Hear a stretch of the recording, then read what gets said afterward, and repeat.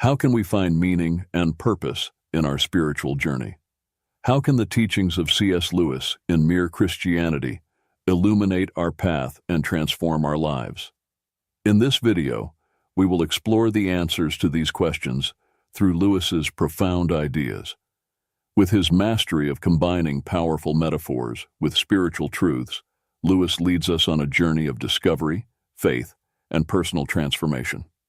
Let's begin. 1. The concept of free will, according to C.S. Lewis, is a fundamental pillar in the structure of human understanding of morality, choice, and the very nature of good and evil. God created things that had free will. That means creatures which can go wrong or right, reflects Lewis, delving into the complexities that accompany the gift of freedom. This notion highlights the intrinsic duality of free will, the ability to choose good with all its virtues and joys, or to veer off the path of error, opening doors to suffering and injustice.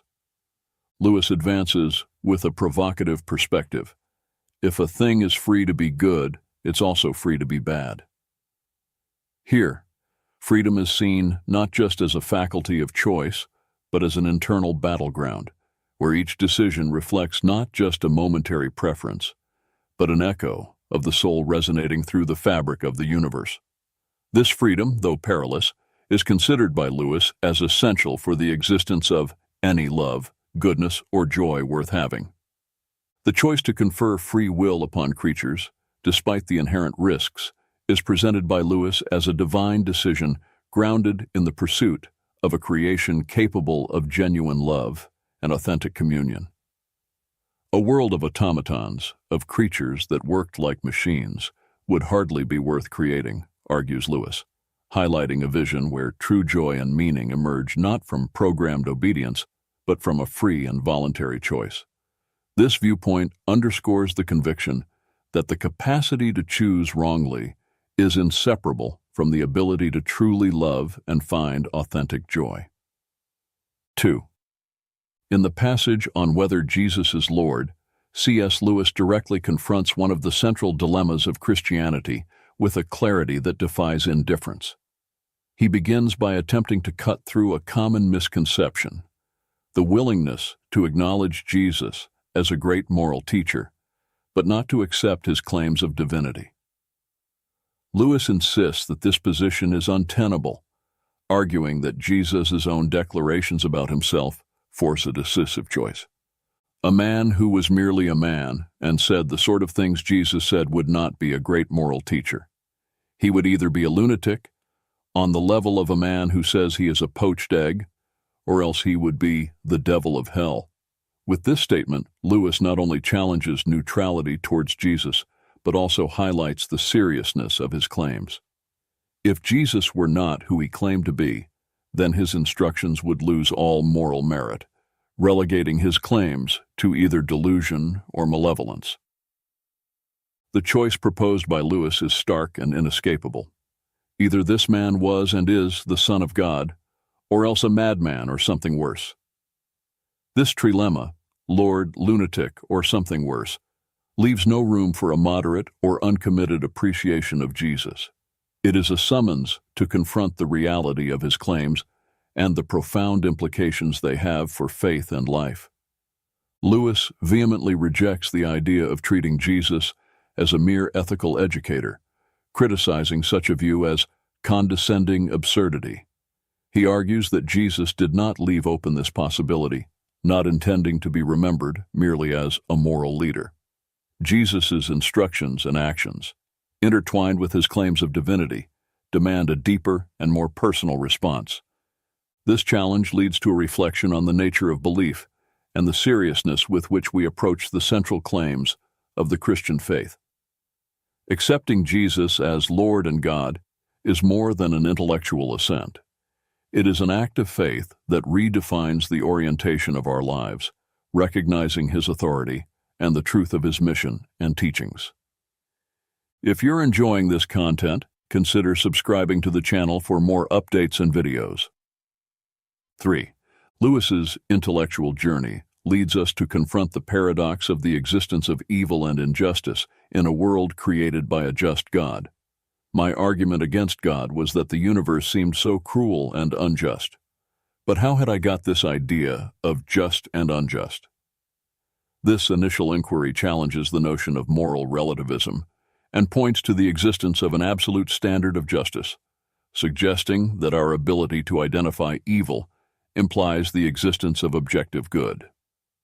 Lewis continues, questioning the basis of his own critique of the universe.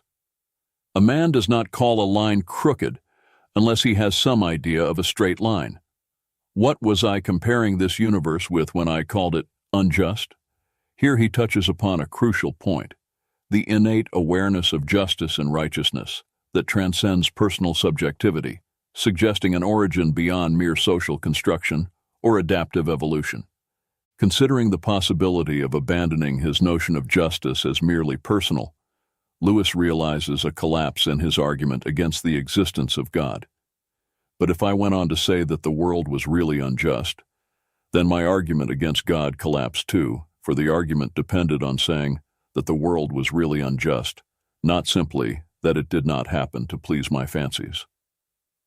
This reflection reveals the inconsistency of denying God's existence, based on the perception of injustice, because such perception presupposes a standard of justice that, in turn, points to a transcendental origin. Lewis's conclusion is a testament to the human quest for meaning and order amidst the apparent chaos of the universe. Thus, in the very act of trying to prove that God did not exist, in other words, that the whole of reality was senseless, I found I was forced to assume that one part of reality, namely my idea of justice, was full of sense. This insight illuminates the contradiction of asserting a senseless universe while clamoring for justice and righteousness. 4. Lewis begins his reflection with a revealing comparison. God made us, invented us as a man invents an engine.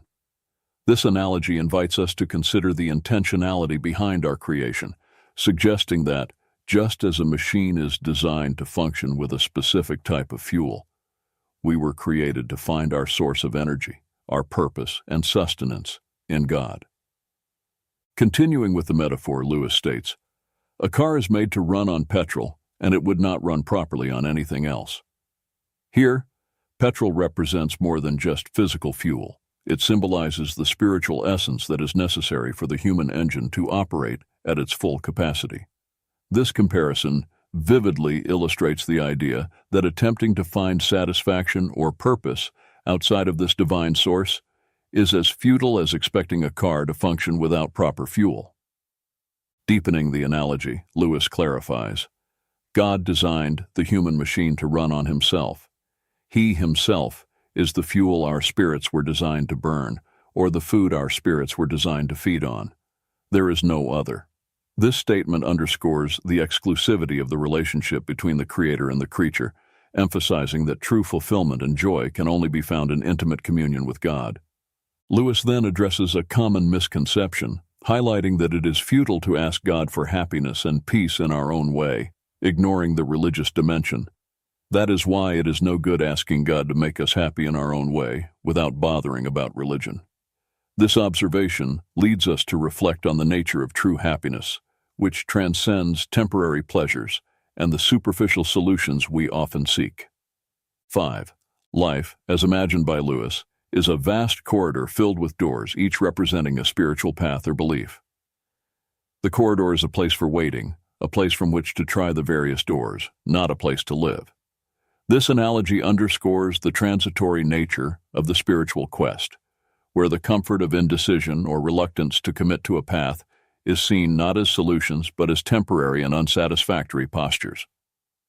Lewis acknowledges the diversity of human experience in this quest, noting that some people may find they have to wait in the corridor for a considerable time, while others almost immediately feel which door they must knock on.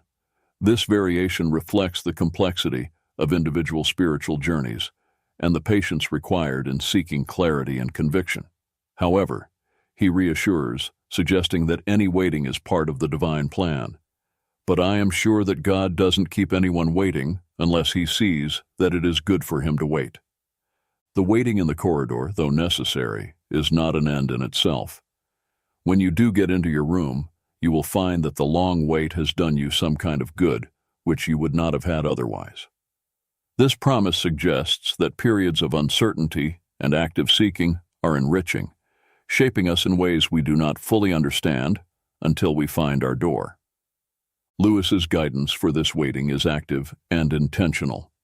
You must regard it as waiting, not as camping.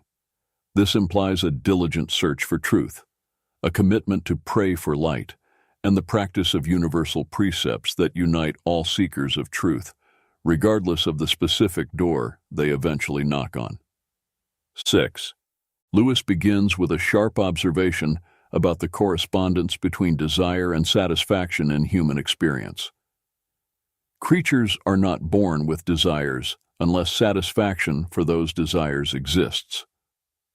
This premise establishes a natural logic where each innate longing has its complement in the physical world, such as hunger finding answer in food and the desire to swim finding solace in water. However, Lewis advances to a deeper dimension of desire, one that transcends earthly satisfactions. If I find in myself a desire which no experience in this world can satisfy, the most probable explanation is that I was made for another world. This reflection invites us to consider the possibility that our chronic dissatisfaction with earthly pleasures may be indicative of our ultimate origin and destiny beyond the boundaries of this physical world. Lewis argues that this inherent dissatisfaction does not discredit the universe, but reveals the true nature of earthly pleasures. Probably earthly pleasures were never meant to satisfy it, but only to arouse it, to suggest the real thing. This perspective guides us to see life's joys not as ends in themselves, but as signposts, pointing to a greater and fuller reality, to the real thing we long for. From this understanding, Lewis delineates a dual approach to living. I must, on the one hand, never despise or be ungrateful for earthly blessings, and on the other, never mistake them for something of which they are only a kind of copy or echo or mirage. This guidance balances gratitude for the gifts of this life with the recognition that they are foreshadowings of an ultimate and more satisfying reality. 7. The image of a living house serves as a powerful representation of the human being, a vessel of potential and dwelling place of spirit. Lewis invites us to imagine God as the master builder, whose intervention in our lives, though initially understandable and even welcomed, eventually transcends our comprehension and expectations. God comes to rebuild this house. This process begins with fundamental repairs, correcting obvious flaws that we acknowledge and accept as necessary. However, divine work in us often advances beyond the expected, entering into unknown and sometimes uncomfortable territories. But suddenly, he starts knocking the house about in a way that hurts abominably and does not seem to make any sense. This phase of the process can be painful and confusing as it challenges our preconceived notions of who we are and what we need to be fixed or complete. The key to understanding this seemingly chaotic transformation is to recognize the divine vision and purpose behind it. The explanation is that he is building quite a different house from the one you thought of. God is not merely interested in restoring use to the state of decent little cottages we envision for ourselves. He is committed to a radical reconstruction, aiming for a dwelling of splendor and significance far beyond our limited understanding.